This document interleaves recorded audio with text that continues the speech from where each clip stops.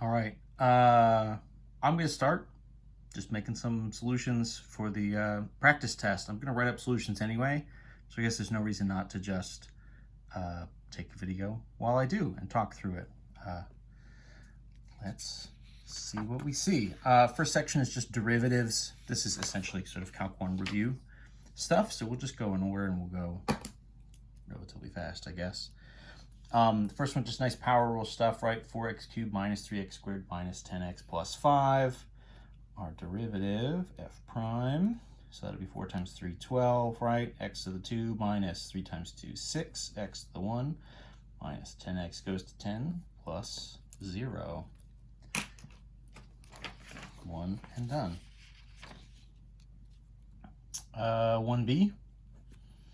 This is going to be a product rule. So this is cosine of x times tangent of x. So the catch here is, more than anything else, just to kind of recognize this as, right, kind of function 1 and function 2, right? So you just need to do the derivative via the product rule. So, right, you're going to want kind of f prime of 1 times f2 plus f1 times f prime of f2. It's just our regular product rule. And then you also need to remember what are the derivatives for these different functions. Derivative for cosine would be negative sine of x, right, times the second function, which is just tangent, plus, so cosine of x times the derivative of tangent, which is the always unexpected secant squared. I guess in theory, you know, if you were going to keep doing stuff with this, you would maybe do some trig conversions where you started to do things like secant is like 1 over cosine. So this is sort of cosine times 1 over cosine squared. Some of those cosines would kind of cancel out, right? And this would kind of clean up to just like 1 secant of x. This you could think of as, you know, sine squared over cosine. Tangent would be sine over cosine. Those details, we don't necessarily need to do that unless we're going to get into something where we're actually going to use those derivatives for something else and really want the cleaned up version. We can just sort of leave them as they are. Letter C, h of x. This is going to be quotient. So this is e to the x minus 4 over negative 8 x to the 2.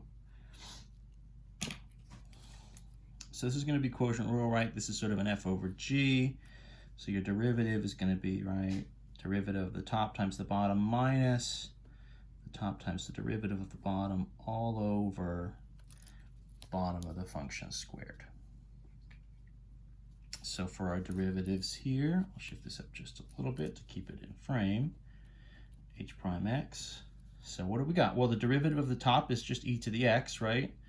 Minus 4 goes to 0 times the denominator, negative 8x squared, minus, so the top, e to the x minus 4, right, just sort of copied over, times the derivative of the bottom, so it's going to be negative 16x to the 1, and then the whole thing is over negative 8x squared, quantity squared.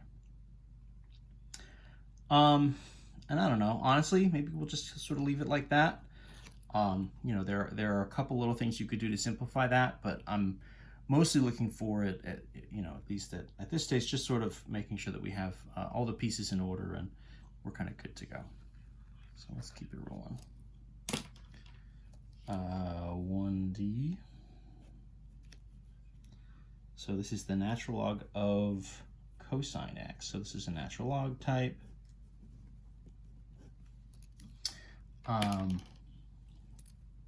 Right, so the derivative here should be kind of 1 over the inside times the derivative of the inside, or it kind of ends up as f prime over f, right, if you sort of start to combine them together again. Shift my paper just a little bit.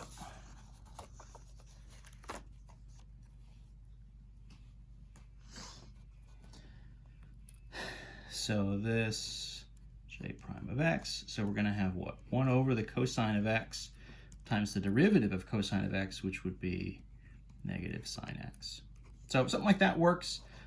This is an interesting one because you could combine it, right? Negative sine x over cosine x. And the reason I think that's an interesting thing to do here is because sine x over cosine x is the same thing as tangent of x. So that would really just be negative tangent of x if we kind of took that as far as we could. We didn't talk about those as antiderivatives, but in theory, right, we're sort of accidentally stumbling on, in some sense, a way to get an antiderivative for the tangent function. It would have been, you know, if I have tangent as a derivative, it would have started right as some sort of natural log of cosine x. Obviously, there's a negative here, so you need to maybe say the negative version of natural log of cosine, right? You'd have to sort of adjust it that way. But those are the derivatives. That's number one. Maybe we'll sort of do this by problem. So I'll pause the video here, and we'll start in on question number 2 in the next one.